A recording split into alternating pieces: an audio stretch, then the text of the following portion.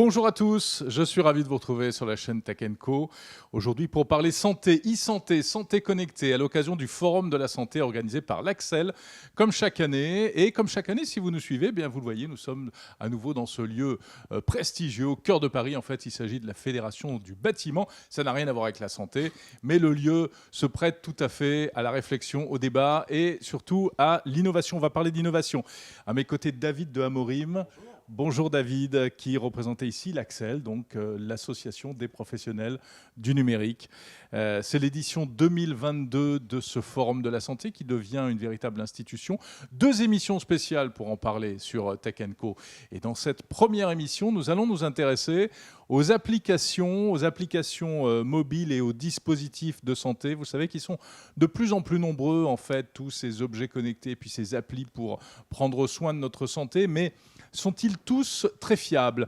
Pouvons-nous nous y fier? Les médecins peuvent-ils leur faire confiance? Et surtout, comment s'y retrouver dans cette forêt d'applications? C'est de cela dont nous allons parler avec nos invités. Les invités, je vous les présente. Tout d'abord, Fabrice Denis, cancérologue, président de l'Institut national de la e-santé. Bonjour. Bonjour. Merci d'être présent, merci d'être là avec nous aujourd'hui. À vos côtés, Nemanja Milenkovic, directeur médical de CGDIM Santé. Bonjour. Alors CGDIM Santé, c'est le leader des logiciels pour les médecins de ville, hein, c'est ça? Exactement. Et puis à vos côtés, Florence Dupré. Bonjour. Bonjour. Présidente de Medtronic France, société leader également dans les technologies de santé. Donc avec vous, on va essayer d'y voir plus clair, savoir comment s'y retrouver dans toutes ces applications et tous ces dispositifs de santé. Mais avant cela, je me tourne vers vous, David de Amorim. On se retrouve chaque année, en fait, maintenant, ça devient une habitude. Rappelez-nous d'abord ce qu'est le Forum de la santé, et puis en 2 mots, même ce qu'est l'Axel. Voilà, on ne se quitte plus, effectivement, on se croise assez régulièrement. Alors du coup, bienvenue au Forum de la santé connectée. Tous les ans, on se retrouve. Cette année, on a décidé de créer un club santé connectée avec Nicolas Castoldi, donc directeur général délégué à la PHP. Pourquoi? Tout simplement parce qu'on l'a bien vu ces dernières années, tout le monde a plus ou moins utilisé une voire plusieurs fois des solutions pour prendre des rendez-vous avec son médecin ou son infirmier ou son pharmacien. On a tous été plus ou moins confrontés aussi à un besoin de téléconsultation, que ce soit pour nos enfants, nous-mêmes, ou pour nos aînés, par exemple en EHPAD. Et finalement, cette mue digitale, cette vague digitale s'est transformée en tsunami digital.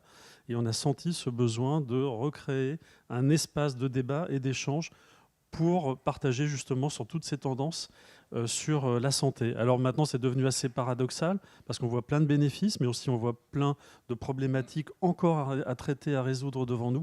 On est finalement maintenant dans la période des paradoxes de la santé connectée et l'objectif aujourd'hui, c'est de pouvoir rassembler des experts pour justement commencer à craquer cette thématique et voir comment maintenant on peut se projeter vers l'avenir parce que les potentiels sont juste phénoménaux avec la santé connectée.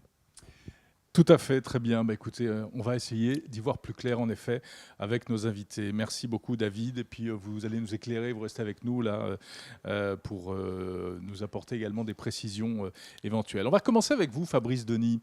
Donc, je l'ai dit, vous êtes président de l'Institut national de la e-santé. En quelques mots, il faudrait d'abord que vous nous présentiez peut-être cet institut. Bien sûr, c'est un institut qui a été créé il y a quelques mois uniquement, qui a comme ambition la promotion de l'écosystème de la e-santé. L'idée, c'est de favoriser l'enseignement de la e-santé pour les professionnels de santé, mais aussi les juristes, les ingénieurs, bref, de l'écosystème lui-même. Parce qu'on a une observation, c'est que les outils numériques en santé sont peu prescrits parce que les médecins ne sont pas formés. Et on ne prescrit pas, moi je suis médecin, je ne prescris pas des médicaments ou des dispositifs médicaux que je ne connais pas. Donc l'idée principale, c'est de former cet écosystème. Le deuxième, c'est l'évaluation de ces outils, parce qu'il y a pratiquement plus de 300 000 applications en santé et bien-être qui sont disponibles. Toutes ne sont pas égales et on est dans la santé, on est dans la médecine. L'idée, c'est de ne pas faire n'importe quoi, parce que derrière, il y a aussi une responsabilité médicale, il y a un enjeu de bénéfice patient, et donc on doit aider à l'évaluation de ces outils. Et puis le troisième enjeu de l'INES, c'est finalement de favoriser l'accompagnement des startups, les aider avec un mentorat qui permet d'accélérer leur développement clinique et bien sûr l'accès au marché qui là aussi est un vrai sujet puisqu'on dispose de beaucoup d'applications mais finalement un accès au marché qui est pour l'instant très réduit et un business model très compliqué à obtenir. Donc les applications de santé, de e-santé, vous les évaluez? Vous avez fait une espèce de Nutri-Score des applications santé? C'est ça. Et alors c'est uniquement un outil d'évaluation des outils numériques à visée clinique, c'est-à-dire médicaux. Or, on n'est pas dans le bien-être. Vous enlevez tout ce qui est bien-être, le bien-être n'est pas pris en compte. L'idée, c'est d'avoir une évaluation du niveau de preuve clinique de ces outils pour faciliter la confiance vis-à-vis des prescripteurs et aussi l'information. Un prescripteur n'a pas la capacité d'évaluer rapidement un outil. Il ne va pas passer 4 heures à évaluer une solution pour savoir s'il peut la prescrire Bien ou pas. sûr. Et ce d'autant que de toute façon, il n'a en général pas les éléments pour évaluer. Donc on les aide à faire cette préévaluation avec ce score qui a été publié il y a quelques semaines dans une revue médicale, qui a été validé sur plusieurs dizaines de solutions et qui vise à évaluer 4 domaines. Le premier, c'est le niveau de preuve clinique, c'est le plus important. Est-ce qu'il y a un bénéfice et quel est ce bénéfice ? Comment il a été évalué ce bénéfice? À quel type d'études cliniques? On parle de quelle appli par exemple? Alors Fabrice? typiquement, on est sur des applications en cardiologie, par exemple de la télésurveillance, sur ça peut être aussi des casques de réalité virtuelle à visée antalgique. On est sur des critères durs, c'est-à-dire améliorer la qualité de vie, améliorer la survie, réduire les symptômes, mais aussi sur des critères organisationnels, par exemple des applications qui visent à réduire les hospitalisations en urgence. Donc c'est un spectre assez large qui peut concerner aussi ce qu'on appelle les thérapies digitales, mais pas forcément. Ça peut aussi concerner des outils de ce qu'on appelle du triage, c'est-à-dire des outils qui aident à évaluer l'état de santé de quelqu'un pour l'orienter vers un parcours de soins adapté. Et aussi, c'est un élément important, ça vise aussi à évaluer des outils de prévention, des outils qui visent à diminuer l'incidence d'une maladie ou, pour une prévention secondaire, à réduire l'incidence d'une récidive. Donc ça, c'est le domaine clinique qui est évalué. Il y a aussi un domaine qui concerne la start-up elle-même ou même la société elle-même en termes de construction. Est-ce qu'il y a une direction médicale? Est-ce qu'il y a une certification ISO? Est-ce qu'il y a en gros, est-ce que c'est sérieux, quoi? En gros, est-ce que ça tient la route? Et moi, médecin qui verrais ce Digiscore avec des A, B, C, D, E qui sont construits à partir de l'étude que l'on a réalisée, eh bien, je vois assez rapidement si je vais plus loin ou pas avec l'échange, avec la discussion avec cette start-up. Si par exemple on a une note qui est à plus de 15 sur 20, on peut considérer qu'on est dans les 20% des applications les mieux notées à partir de notre étude, et aussi sentir une grande probabilité de remboursement, parce qu'on calcule la probabilité de remboursement de cette solution avec ce score. Qui est décidé plus tard. Alors qui est décidé plus tard, mais au moins ça donne une indication à la start-up elle-même pour se situer et ne pas se retrouver à l'HAS et rester uniquement 5 minutes avant de repartir. L'HAS, c'est la Haute Autorité de Santé, c'est elle qui finalement, au travers de la CNEDIM, c'est une commission particulière, délivrera ou non un agrément pour un remboursement. Ouais, on voit que c'est très compliqué, qu'il y a tout un parcours à respecter, des règles. Juste encore un mot, il y a de mauvaises applis de santé alors? Alors, ce qui est très paradoxal, c'est qu'il y a des mauvaises applis de santé sur le plan du niveau de preuve clinique. On a considéré dans notre étude qu'il y avait à peine 20-25% d'outils actuellement disponibles avec un niveau de preuve clinique élevé, c'est-à-dire reposant sur des études randomisées ou des études en vie réelle avec des grands volumes de patients. Donc c'est peu. Ça ne veut pas dire que les autres ne sont pas bien, ça veut juste dire que les autres ne donnent pas encore un niveau de preuve suffisant. Oui, après, il y a peut-être une marge de manœuvre, elles peuvent progresser. Bien sûr. David de Amorim, on a fait du chemin quand même, non? Ça s'est amélioré, même s'il y a encore du travail. Ça s'est notamment amélioré grâce à des personnes comme Fabrice Denis et ces initiatives qu'on vient d'évoquer avec l'INES, parce qu'effectivement, depuis des années, on voit un foisonnement, on a des centaines de milliers d'applications, et concrètement, moi, la question que je me pose, ainsi que la plupart des gens qui sont autour de moi dans ma vie privée, c'est est-ce que je peux faire confiance à telle ou telle appli? Et c'est le même sujet avec le médecin. Donc, on a maintenant passé le cap de l'usage sur des usages simples, des prises de rendez-vous, de la téléconsultation. Il va falloir maintenant les démocratiser très largement. Et si on veut aller un cran plus loin pour aller, par exemple, vers des thérapies digitales, avoir des apps qui nous permettent de faire de la détection, par exemple, sur du cancer ou des choses comme ça, il faut que le médecin soit en confiance et que le patient soit en confiance. Et donc, il devient fondamental, maintenant, d'intégrer dans cette ère digitale très foisonnante aussi de la validité scientifique et des repères, des labels, des indicateurs, etc., pour qu'on puisse créer la confiance nécessaire. Oui, c'est la fin de la récré, en quelque sorte. Alors, à vos côtés, autre invité, Nemanja Milenkovic. Vous, je l'ai dit, vous êtes directeur médical de CGDIM. CGDIM qui fait des logiciels pour les médecins de ville, c'est ça? Exactement, médecins et paramédicaux, donc aussi bien infirmiers, kinésithérapeutes. Alors, pareil, vous êtes confronté à ce... Enfin, comment est-ce que vous faites pour fournir à ces médecins des applications dont ils vont se servir et qui sont... Enfin, est-ce que vous les aidez à s'y retrouver face à ces applis? Alors, on les aide bien sûr. Donc nous, on a pris le parti, par exemple, dans l'idée, on a remarqué que pendant la crise du Covid, beaucoup d'informations étaient échangées entre les professionnels de santé par des messageries type WhatsApp, qui n'étaient pas très sécurisées, etc. Et donc on a pris ce parti de se dire à un moment donné, il va falloir qu'on sécurise ce canal d'échange entre professionnels de santé. Et c'est là qu'effectivement l'idée est venue de notre côté de créer un WhatsApp sécurisé de la santé qui permet justement cette coordination entre professionnels tout en sécurisant les données du patient. Donc ça fait un premier outil. Exactement. Auquel les médecins peuvent se fier. Exactement. Et c'est l'idée. Et l'idée de ce Maya Connect qui a été créé est de pouvoir s'interfacer ensuite avec les logiciels et donc de faciliter effectivement la récupération du dossier patient, de pouvoir le transférer entre les différents acteurs de son parcours de soins. Donc effectivement, oui, on a pris le parti de créer de notre côté. C'est un outil qui peut servir également aux patients? Alors, le patient, effectivement, a son pendant qui est Maya Patient, donc sur lequel il va pouvoir récupérer justement les différents documents qui seront poussés et échangés par les professionnels de santé dans un espace sécurisé. Dans le réseau Maya, l'espace Maya. Exactement destiné. Voilà. Maya, pour fixer les choses, c'est un peu le...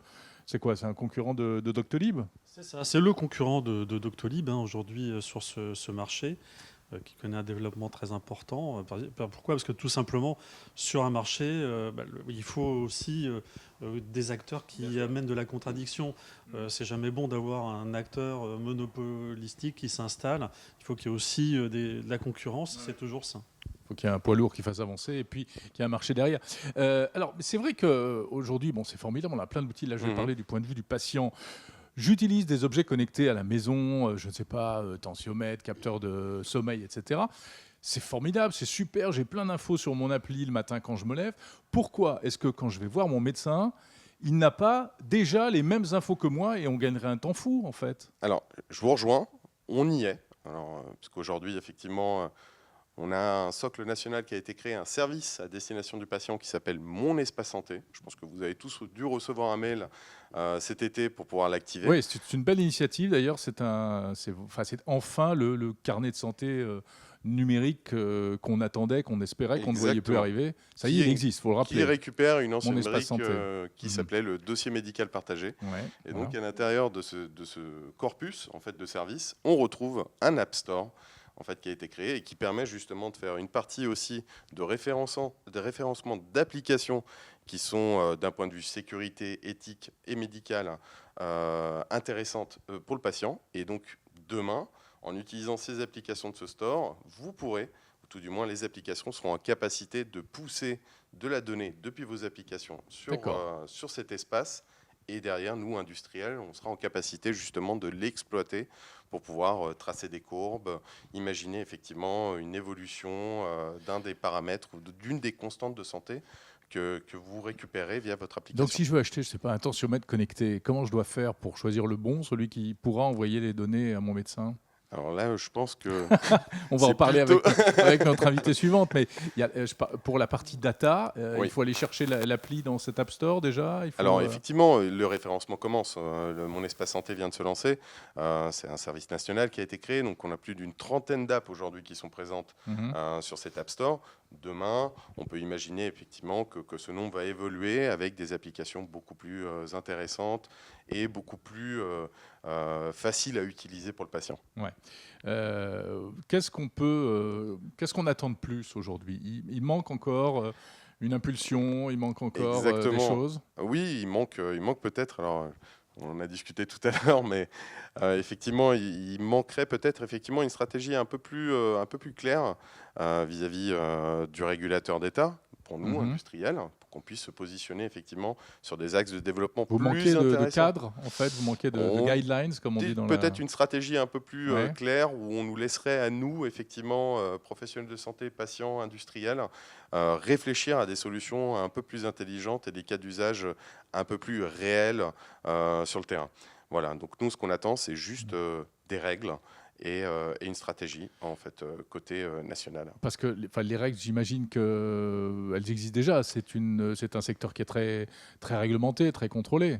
Alors oui, d'un point de vue sécurité de la donnée, effectivement, on peut se prévaloir d'être peut-être le pays le plus vertueux sur la sécurité de nos data patients, santé. Ce qu'on attend, c'est plutôt des guidelines sur l'idée de se dire, mais quelles sont les règles techniques, les normes qui doivent être concrètement appliquées ou qui doivent évoluer. Par exemple, c'est quoi? C'est en termes de chiffrement des données ça serait plutôt se dire, aujourd'hui, vous utilisez un téléphone d'une marque, j'utilise un téléphone d'une autre marque, on peut se parler sans souci. S'appeler, s'échanger des messages, des SMS.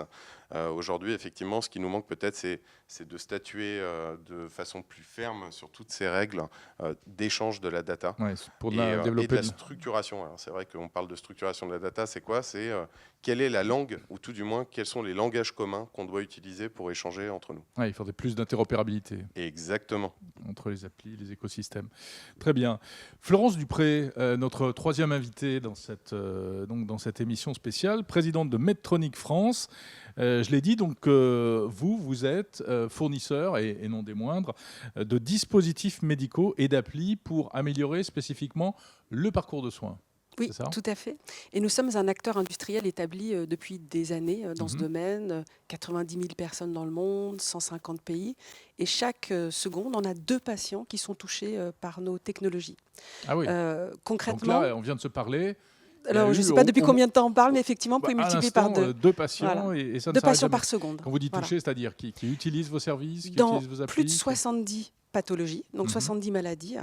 Et avec, pour être très concret, nos technologies vont de l'aiguille jusqu'au robot, en passant par tout ce qui est stimulateur cardiaque, des valves cardiaques, le domaine du diabète, des stimulateurs. Donc une richesse de technologies est vraiment importante, en gardant toujours en tête le fait de faire des technologies de plus en plus petites, de moins en moins invasives, de plus en plus communicantes, qui soient apprenantes, pour qu'on puisse améliorer le geste et améliorer la santé. Voilà, ce qui nous intéresse, c'est obtenir le meilleur résultat de santé. Ce sont des dispositifs véritablement médicaux, c'est pas ce que j'achète à la FNAC. Alors nous, on est très régulé. Voilà, nous, on est tout à fait très régulé, puisqu'en tant qu'acteur industriel, la France est un pays qui a beaucoup de régulation, évidemment pour le bien, pour la qualité, puisqu'on est, comme vous le disiez tout à l'heure, dans les données de santé et dans l'accompagnement de la santé, la prise en charge de la santé. Donc on est dans un univers très régulé, de grande qualité, où on a beaucoup de référentiels. Et les référentiels dans le domaine des applications, ils arrivent. On en a un qui a été publié cet été, et donc le monde est aussi en train de se réguler dans la deuxième partie qui est la partie soft. Voilà. Nous, on a fait notre mue entre le hard, je dirais, les dispositifs médicaux, pour aller vers les technologies de santé, parce que ce qui nous intéresse, c'est le résultat de santé. D'accord. Mais alors, si chacun régule dans son coin, vous allez arriver à vous entendre. Ils vont s'entendre, David? Justement. On partage le micro, David. Nous. Mais nous, on est comme ça. Et effectivement, c'est un bon sujet. On a beaucoup d'applications, des centaines de milliers. On l'évoque depuis quelques années. Il y a un travail là qu'on vient de partager qui est de dire, finalement, c'est quoi les bonnes dans tout ça? Parce que sinon, mes données, je suis même pas sûr qu'elles aillent pas en Asie ou ailleurs. Pour autant, elle a l'air bien sérieuse, cette app, et donc comment je m'y retrouve? Et puis le deuxième enjeu qui est derrière tout ça, c'est effectivement, moi, en tant que patient, quand je vais faire une analyse de sang, quand je vais utiliser mon tensiomètre connecté, quand je vais voir mon médecin ou quand je vais à l'hôpital, j'aimerais bien que toutes ces informations elles soient partagées entre tous ces professionnels et qu'il y ait une vraie coordination entre tous les acteurs. Sinon, c'est moi, finalement, patient, qui prend cette charge de travail de faire cette coordination. Et donc là, on a besoin de rentrer dans des sujets de tuyauterie, d'interopérabilité. Alors c'est très compliqué, c'est technique, mais du coup, tous les industriels et tous les acteurs de la santé sont mobilisés. Et là, maintenant, on arrive à un moment charnière. Ça y est, c'est en train d'arriver. Et puis, du coup, il va falloir accompagner tout ça d'une révolution d'usage. C'est-à-dire qu'à partir du moment où tous ces services vont pouvoir parler entre eux, on va pouvoir développer des nouveaux services. Par exemple, la télésurveillance. Je sors de l'hôpital, je vais pouvoir utiliser l'algorithme développé et validé par l'INES au travers de la solution patient de Maya, de CGDIM, et en utilisant le tensiomètre ou l'équipement connecté fourni par Medtronic en lien avec l'hôpital. Et ça, pour le coup, ça va permettre de résoudre les problématiques de déserts médicaux. Enfin, résoudre, ça va contribuer à les résoudre. Déserts médicaux, difficulté de trouver un médecin, suivi quand je sors de l'hôpital, avant de rentrer à l'hôpital. Et ça, on attend tous ça, vraiment. Bien sûr. Florence Dupré, quelques exemples de dispositifs médicaux que vous proposez? Alors concrètement, on essaie d'avoir des solutions intégrées pour que les technologies, eh bien, finalement, autant que faire se peut, les patients puissent les oublier. Voilà, on améliore la technologie pour oublier la technologie. Quand on vous scotche un truc voilà, ou qu'on on fixe un appareil autour de la tête, j'ai bien dit autant que faire se peut. Oui, autant que faire se peut. Ouais. Voilà, donc 2 exemples. Un premier dans le domaine du diabète, Ouais. donc qui est un domaine, une maladie lourde, qu'on peut pas facilement oublié parce qu'on est en pleine campagne en ce moment qui s'appelle le ballon bleu. Et finalement, ce qui arrive à un patient diabétique, c'est qu'en permanence, il doit maintenir son niveau de glucose dans le sang. Et donc, l'équilibre est difficile à trouver. Voilà, donc c'est des pathologies difficiles. Alors nous, on a travaillé sur un pancréas artificiel, quelque part, qui, avec un capteur, vient capter la quantité de glucose dans le sang. Avec de l'intelligence artificielle embarquée, va calculer quel niveau d'insuline il faut envoyer pour que le patient puisse finalement avoir une charge mentale qui diminue, parce que la technologie va prendre en charge une partie de sa pathologie. Ça, c'est un équipement qu'il peut garder sur lui en permanence? Tout à fait. Alors là, on est sur des patients qui sont équipés en permanence. Et l'objectif, c'est d'être en lien avec le corps soignant, évidemment, parce qu'il ne s'agit pas de faire ça en isolation des médecins qui ont un rôle, les diabétologues en particulier, extrêmement important à jouer dans le suivi de leurs patients. Premier exemple. Deuxième exemple, dans un domaine complètement différent qui est celui de la chirurgie, on propose des plateformes robotiques intégrées. Alors je dis bien, on ne vend pas des robots, on vend des plateformes technologiques robotiques. La différence, c'est que le robot, c'est un robot, alors que la plateforme robotique, on travaille sur l'amélioration de la planification de l'opération. Donc avec les professionnels de santé, en fonction des scanners, en fonction des examens médicaux, comment est-ce qu'on doit aborder l'opération. On travaille à la précision du geste. C'est un appareil ou c'est comme un robot, c'est avec des bras qui viennent se mettre autour de la table d'opération. Donc là, on est dans un bloc opératoire. On connaît le Da Vinci. Eh bien, nous sommes dans ce champ-là, en arrivant avec nos solutions Medtronic, à la fois dans la chirurgie de la colonne vertébrale, là où Da Vinci est plutôt sur la partie tissu qu'on dit mou, et on arrive aussi sur la partie tissu mou, avec des solutions et vraiment beaucoup de collaboration avec les chirurgiens, parce que l'objectif, c'est d'améliorer à nouveau la qualité des soins en ayant une vision de qu'est-ce qui se passe une fois que le patient a été opéré, et de se dire, OK, la prochaine fois, on va prendre un angle différent. Donc, on est vraiment dans un système intégré, apprenant, pour améliorer le résultat de santé. Alors, le thème de cette émission, c'est comment s'y retrouver. Est-ce que dans cette profusion de technologies, que ce soit des robots dans la salle d'opération, des applications, etc., est-ce que aujourd'hui, les patients d'un côté, mais aussi les professionnels, les médecins, y voient clair? Fabrice Denis. Pour l'instant, c'est effectivement un peu la jungle. Il y a un défaut globalement, on l'a dit, de formation et d'information, et aussi de publications scientifiques visibles. C'est-à-dire qu'un médecin, il s'intéresse à une technologie à partir, non pas de la technologie, mais à partir des résultats cliniques. Or, pour s'y intéresser, il faut que les résultats soient publiés. Et c'est la première source d'information, c'est qu'est-ce qui a été publié sur ce sujet. C'est la première question. Est-ce qu'il y a un bénéfice clinique ou pas? S'il n'y a pas de bénéfice clinique, il n'y aura pas d'usage. S'il y a un bénéfice clinique, la deuxième chose, ensuite, c'est quel est l'impact sur mon organisation ou l'organisation de mon établissement. Donc ça aussi, c'est un domaine qui souvent est sous-évalué au moment où on vient proposer tel ou tel outil. Est-ce qu'on complique les choses? Est-ce qu'il faut des ressources supplémentaires? C'est le cas typiquement de la télésurveillance, où on a montré en oncologie que la télésurveillance améliorait tout un cortège de paramètres pour le patient, la survie, la qualité de vie, etc. Mais il y a une complication derrière, c'est qu'il y a besoin d'infirmières de coordination dans les établissements pour gérer les alertes. Et ça, il faut l'envisager aussi lorsqu'on déploie ce type d'outils. Donc formation, information et surtout évaluation des modifications d'organisation, c'est ce qui reste à régler pour un déploiement. Et nous, ce qui nous reste, c'est à peine 2 minutes. Donc avant de conclure, encore une petite question quand même un peu plus business finalement. Est-ce que ce marché est mature aujourd'hui, Florence Dupré? Est-ce que ça roule? On est soit au milieu du gué, soit au moment où c'est qui tout double. Voilà. Donc concrètement, il faut structurer ce marché. En tant qu'industriel, on a un rôle à jouer. Dans notre domaine, qui est celui des dispositifs médicaux et technologies de santé, on est régulé. Donc on est largement évalué par les autorités européennes et les instances. Par contre, structurer l'offre, se dire que finalement, il y a des acteurs qui ne vont pas pouvoir survivre parce qu'il faut une certaine masse critique. Regarder ce qui permet aussi en interne de trouver et de s'associer avec les bonnes startups, parce que nous, on va chercher aussi à l'extérieur l'innovation. Et donc, on a un accélérateur de startups internes qui nous permet de choisir peu de startups, mais vraiment d'investir sur leur développement pour changer la donne. Voilà.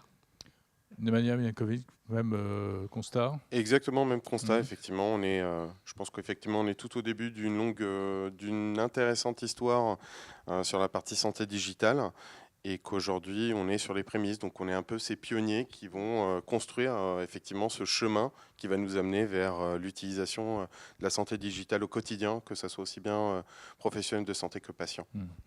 David de Amorim, le mot de la fin. Alors, quand est-ce que véritablement on sera tellement connecté qu'on n'aura plus à aller passer des examens dans le cabinet du médecin, tout sera automatique? Quand on s'en rendra même plus compte, en fait. Et c'est ça va être ça la vraie révolution. Par exemple, on avait là le PDG de Barracoda ce matin qui met en place un miroir connecté dans la salle de bain. Eh bien, le miroir, il va détecter s'il y a des grains de beauté qui sont anormaux, qui pourraient être des mélanomes et réaliser des alertes. Donc, c'est finalement vers une santé peut-être de moins en moins intrusive qu'on verra de moins en moins et qui sera surtout assisté par de la technologie, mais avec des humains derrière, qui eux vont pouvoir, à distance ou en proximité, accéder à cette information. Maintenant, le vrai challenge, ça va être de fournir la bonne information, la plus pertinente au bon moment. Parfait, merci beaucoup, merci d'avoir suivi cette émission. Et puis alors, David, vous avez fait la transition, plus d'humains dans la tech, c'est précisément le thème de la deuxième émission spéciale que l'on vous propose sur Tech & Co à l'occasion de ce forum de la santé organisé par l'Axel. Salut à tous.